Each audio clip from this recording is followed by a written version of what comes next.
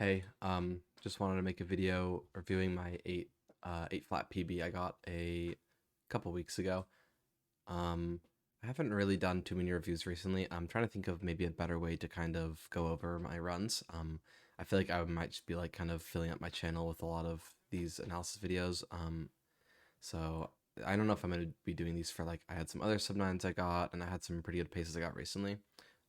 That I kind of want to go over and talk about. So I'll try and figure out a good way to kind of get that pushed out.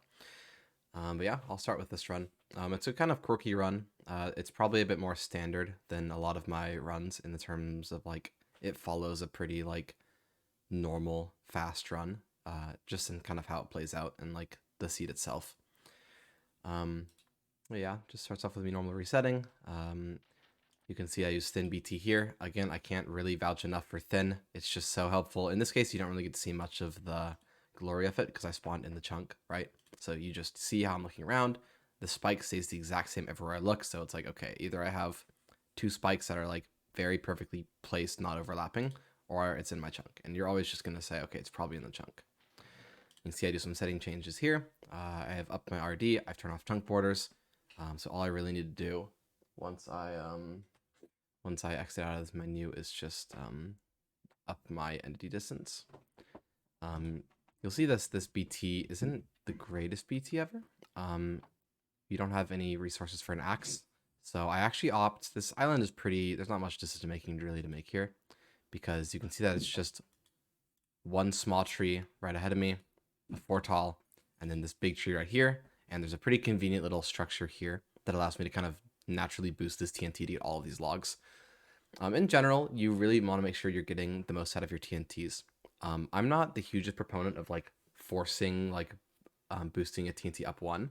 Pretty much anywhere where I think you can get like 9 logs most of the time, I'll be kind of okay with that. If you have like 3 trees near each other, I would almost always kind of go with that. In this case, though, I definitely want to try and get a lot of these logs as possible because, you know, it's really nice to have a lot of extra wood for 0. And a lot of the time, when you're in something like an area like this, you're not gonna have an issue getting a lot of dirt. A kind of a bonus of putting the TNT here that I honestly can't say I really thought ahead about, but since it was up elevated on top of this area, there was stone a bit higher up than usual, and it looks like the TNT actually perfectly got me 3 stone. So it's like a pretty nice time save. There might be a world where I honestly just make a wood axe just to use like in case I have to, in case I don't get enough wood, I need to break my crafting table, or in case I have to break the housing chest. I know in Dougal's run he does the whole run with an axe, but he loses like a second to having to punch the whole chest, and it's kind of awkward. But getting this 3 stone is really just super convenient. I really like that. Crafting isn't the cleanest ever. I have this issue sometimes where I kind of drag the sticks, if you notice that. I'll kind of highlight it. But just when I'm crafting, when I split the sticks in half, I like start doing the second right click early, and it just like drags it. So I split the half I took onto both, so it's 6 and 2. So I lose a little bit of time to that, having to kind of correct that. But you know, when you've crafted enough, you kind of have a good idea how you want to kind of solve things. In this case, I'm just looking on the island. I didn't really see any kelp while I was crafting. An important thing to do while you're on the island is just try and get an idea of where you're going to leave, because you don't want to be kind of jumping around clueless like I am here. That's kind of just because I really didn't see any kelp I like to see. There was some that was pretty far, but I didn't really want to commit something that far. It's not, maybe, I would say it's kind of a high roll. You can just play for like the other side of the island having a better enter. And I think it's not wrong or right. It's kind of just your preference in general. Sorry, my cats are fighting, but they're chill, I guess. Anyways, I see the enter here, really convenient. Not somewhere I'd want to boat, so I take the time to go ahead and organize my inventory. And here I use my gold pressure plate to get gravel. In hindsight, maybe not the best play. It is really, really beneficial on a lot of bastions to have at least one sort of distraction item. I mean, on some bastions, you're just not going to have any sort of like opportunity to get gold or like sneak into the route. So it's really nice to have something like that. Makes you a bit more versatile, but not a huge deal. Another regret is that I'm someone who tends to really force for a 2x1 that has better odds of having good lava under it. So a lot of times I would stray away from these sort of like edge 2x1s where it's really close to this smooth stone that you maybe wouldn't think would have lava under it. So normally I'd go for something like this or here. In this case, I just go right under me here, and you'll actually see I get punished pretty hard for it, because not only is it a 2x1 1 deep, but this wall down here in this area is completely filled in with stone. And this is an issue because when you're doing this 2x1, which is made by Potazol and Perfin, the one I do in my 810 as well, you grab basically the lava in this corner, so to the right of this cobblestone, and in this case it's just smooth stone. So this is a fairly new portal. I'd like to say that I'm kind of an expert at it and I do it a lot, which I do it a lot, but just because of this, this wall I forgot, I just completely forget about it, don't really notice it, and it caused me to light myself on fire. I take 2 or 3 ticks, which is, again, super sloppy, just something that really shouldn't be happening, but it doesn't matter too much. Anyways, enter the Bastion, pretty standard, 115 enter, it's just a good seed, I don't really do anything special. And as I load in, I just instantly see this black stone ahead of me. In hindsight, I really unpaused a little bit too early. I think you're supposed to wait until about 10 chunks, so this is like about fine. I have a run very recently where I unpause early, and that leads to getting a bunch of zombie pigs in my insta Bastion, and it slowed down the run significantly. So something I can't recommend enough, and something that I really noticed that I was doing a little too much recently, is just unpausing early when I get an instant spike. So just, you can take the time to you can lower your RD to make E-Ray easier, or you can, kind of just mentally prepare how you want to play the seed or absorb your surroundings, but you don't want to unpause too early because you can just spawn in a bunch of zombie pigs instantly. Anyways, looking at the seed, I don't see a fortress. I'm taking a lot of time to look around because you can really play seeds a lot more differently and a lot more optimally once you know where the fort is. E-Ray gives you a good idea of where the fort is just because it gives you the direction, but seeing the fort is so valuable because you have all of the time of the Bastion to kind of be thinking how you're going to exit, how you're going to purlang, how you're going to get from point A to point B. Didn't see it here though. You see I kind of crossed this a little bit safe. Maybe this is some sort of gap that you would consider trying to do a boat clutch on, but for me, I was doing a bunch of things like changing my pie, kind of thinking about how I want to play the seed, and I opted to bridge over. Another risk you can take is killing this Enderman. In my mind, I thought that looking at it, putting it on the boat, waiting for it to get in the boat, critting it 3 times, and then throwing it, and also losing the 2.5 hearts just wouldn't really be worth it, as well as that only being a 50% chance. It just didn't really seem like a great risk. I think killing Enderman is really easy to justify on seeds that are a lot slower, if you could say.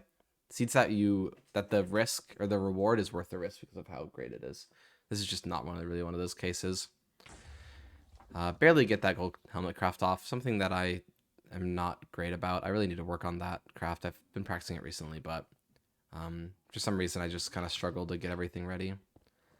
Anyways, just a pretty standard bridge route. I'm a big proponent of topple. I'm a big fan of it. Not too much recently. So when I come over here and I see there's just lava directly in the trading hole, it's pretty obvious. Okay, I have to do the low hole.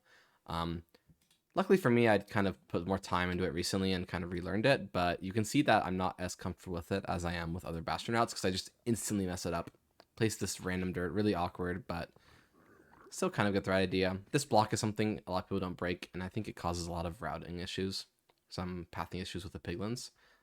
There's probably other ways to solve it. Again, I'm really not an expert at this route. This is something I kind of had to just improvise. I toggle hard here, and you can see how much that affects all the pigs I'm getting. I get really a lot of pigs. I mean,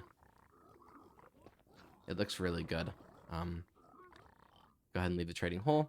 You see I'm down exactly 3 here, so if I'm paying more attention, I would want to eat right now, but I'm just kind of focusing on my pyrite. And once I come over here, I get the spike, and I don't immediately see anything, so I just go ahead and focus on trying to get the obsidian to complete the run. I actually had 0 obsidian. I think if I had gotten something like 4 to 6 obsidian, I wouldn't even have checked the other side and just played to leave. But because I didn't get anything over here, I would check the other side because a lot of times it's this obsidian that kind of limits when you can leave. Also take this gold afterwards because it is really good to just kind of get all the gold you can. Even if you're not trading that gold, you can use it for something like gold pickaxes later, and it can help a lot in certain seeds. Anyways, 12 lobby from those chests. Very, very awesome. I pick block a blackstone here because I just feel a little uncomfortable jumping and block clutching with soul sand. Thinking about it, not really sure why, but it's just something that I really didn't want to do at the time. Just maybe muscle memory. Turn to trades, check out what I have, and it looks like I'm basically out, but just don't have that 20 obby. So here I'm taking the time to organize, thinking about what I want to do, and I check trades again, and I'm at 19. That last trade didn't actually give me an obby, even though it's probably like something like 14 trades, or like 10 to 14 trades, just because of how many pigs I had. So it's a bit frustrating, but that extra gold I grabbed from the double chest ends up coming in handy because it means that I'm out on this trade rotation. Thinking back, I really wish I could have gotten some sort of pearl hang off here. It might have been worth maybe waiting for another trade before going up. Maybe while I was doing the pyre up here the first time, I could have went back down and seen if I got pearls the first time. Just didn't really happen to work out. Not a huge deal. I only lose like maybe like 8 seconds to that, and there wasn't really much time to overlap too because I had to go to the other triple and because the trades were so fast. But leaving the Bastion at 336, so pretty good pace. The fort was, I think, 14 chunks, and as I throw this pearl into lava and I'm rising up, I go into F5 to look around, and I see it. Second pearl's a bit better. I get to on land, so I don't have to swim up or anything. And then this third pearl is very risky, but I land right on the edge of this block. I mean, I can't say it's completely skill, but I feel pretty good about that. You know, it is where I was aiming, so at least part of that I can kind of be like, yeah, I threw that pearl. That was pretty sick. Anyways, going to this fort, I lowered to 6, then 5, then 4. I was a bit maybe just distracted here or just panicking a bit because the pace was pretty good. I had 20 obby and 0, etc., etc. So I didn't really take the time to do a correct, like a proper dynamic RD where you'd look at your entity count.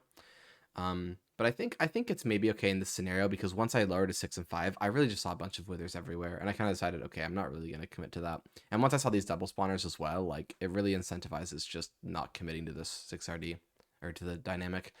And I think that's something that maybe people just think that playing 5RD or 6RD is always just going to be like a risky but fast option. But sometimes it just doesn't work out. Like you have to, I think it's really important to be able to recognize like when it's just not a correct option. Obviously, it's not going to be as obvious as it was here. Sometimes you're not going to get a double spawner. But you know, if I wouldn't try and overforce something like dynamic for enough fort. Anyways, I have a bunch of guys following me. I really want to just get into the spawner proximity as soon as possible, but I don't really want to worry about these withers, so I just blocked them off. In hindsight, I would have had to kill these guys anyways, so you maybe could argue that what I should have done is just led them here and killed them in this tower. Would have maybe gotten faster spawn start. But it is really nice how I get to kind of immediately worry about this guy. After that, I get to immediately run over and worry about these blazes without much worry about those other 3 withers. So it kind of worked out. Maybe in hindsight, I would have played that a little differently, though. Anyways, after I get this 3rd rod, I'm thinking, okay, I need to do my first portal. I'm going to just go somewhere where I can keep both these spawners activated. It was probably activated when I was standing here, but just wanted to be a little safe. So I bridge over here and start building my portal. And this is at 441, my first portal. So pretty good pace. You see it's a 448 first portal with 3 rods, so nothing to feel bad about at all. I have 20 obby, and immediately I see that I am caved. So pretty disappointing. You know, this is something that's just uncontrollable time loss. You can choose to do something like throw a pearl and go for like an educated, but when I'm looking at my Y menu here, I see that it's ocean, and I see that it's O36 and Y24, so not too much to dig up. Something important to note is that I'm using soul sand. When you're digging up under an ocean, it's important because the gravel or sand on the surface is going to fall. And I think it's just nice for like not having to worry about that. Honestly, it might not make a difference, but also it's good for towering up because if there's any gravel patches, it'll just fall and you can immediately start towering up. It won't like stack or anything. You don't have to suffocate or jump up or anything. But you'll see here, go to the surface. I use a soul sand once I've swam up, because soul sand only propels you up if it's water source blocks, so it wouldn't work on something like here, like this hole I went up. So I go onto here, I do some overlaps, I get my eyes crafted. When I craft eyes, I like to get pearls into my hotbar. This is pretty important because you know, you want to be able to use pearls as soon as you're going back into the overworld or into the nether, you know, use them for pearl hangs and etc. Also get your boat out because I do boat eye. Most people probably know what that is by now, but use a boat to get more precise angle rounding for eye measuring. And after some adjustment, I see that it is 1300, so not terrible at all.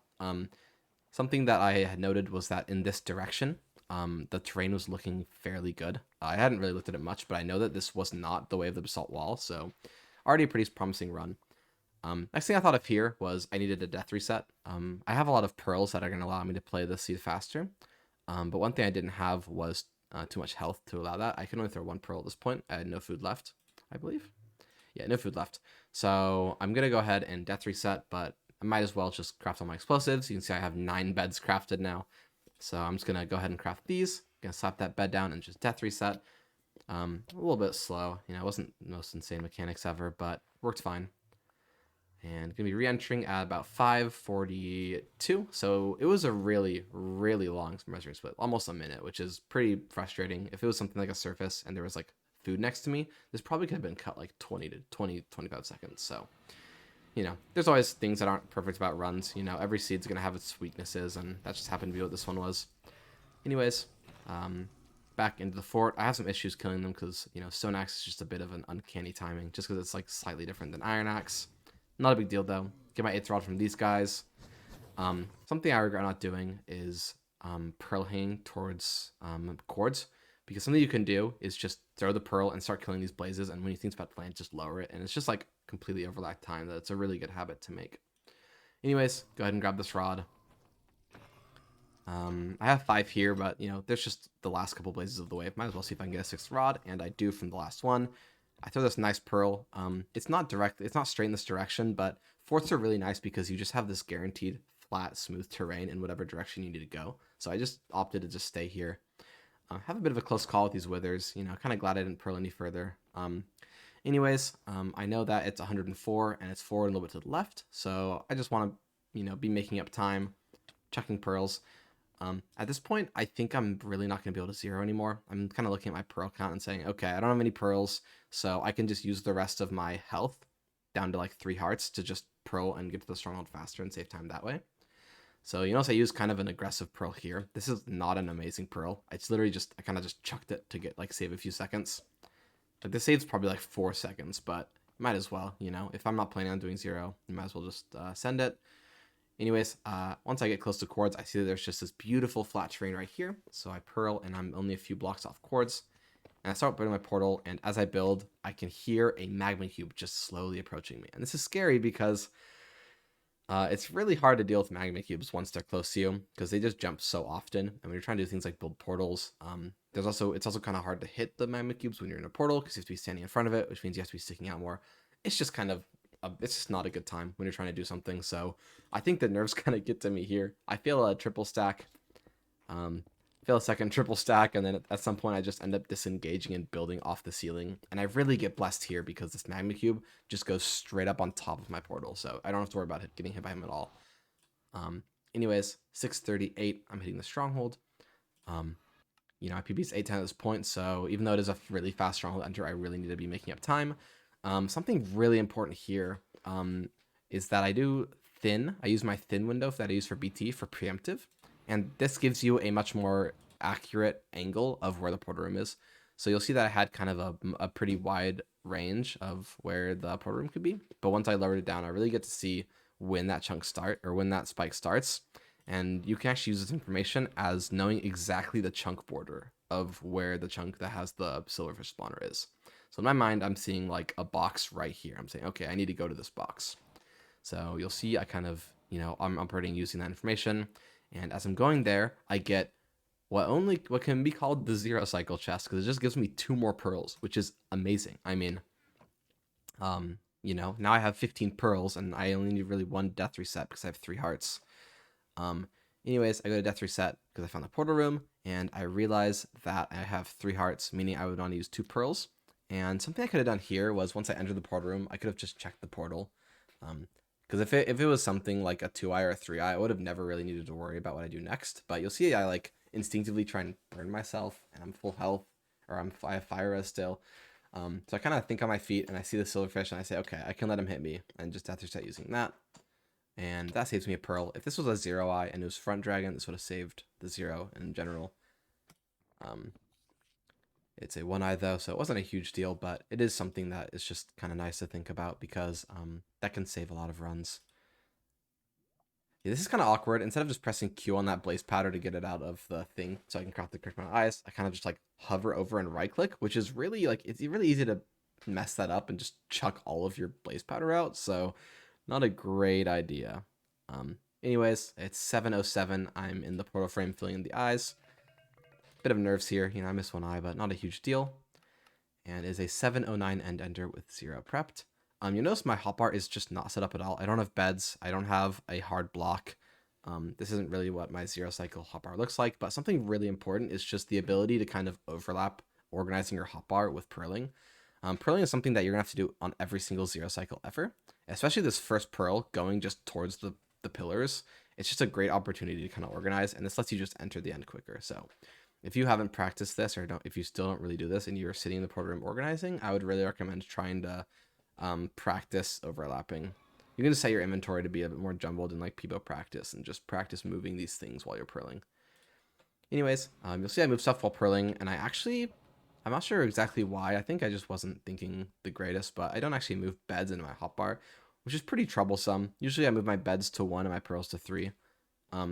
But luckily, as I'm towering up on front 91, I kind of realized I don't have beds in my hotbar, so I just really quickly open my inventory and grab one of my million beds I have.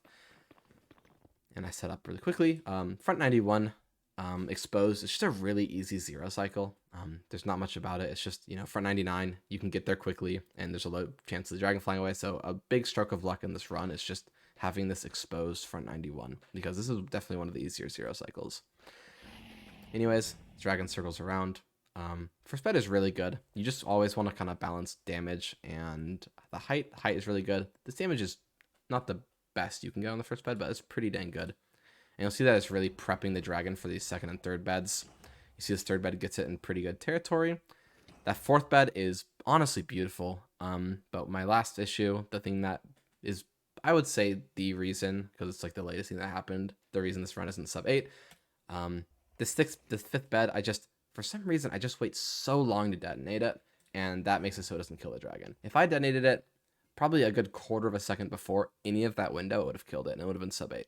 So just it was probably just nerves, just being a little scared of it, maybe making it break the bed or something. But yeah, sixth bed, which is nice. Does lose me sub 8, but not a huge deal. Obviously I'm not planning on being done going for PB or anything. Yeah, feel pretty good about this run. Biggest spots for improvement, I think that the fort had a lot of sloppy errors. The Bastion had some errors just because I really hadn't done that route much. A bit silly. The portal was pretty bad. I think the Stronghold split was really, really good. The 0 cycle was good. It was just, I really think it was just nerves that caused me to detonate that last bed so late, which lost me that sub 8. So pretty frustrating there, but I really don't think that's going to be long until I PB again. So hopefully I'll have a new PB analysis to upload, and hopefully you can get some sort of, I don't know, some sort of information or, some inspiration, or I don't know. Hopefully this run review helps you somehow. Okay. Bye-bye.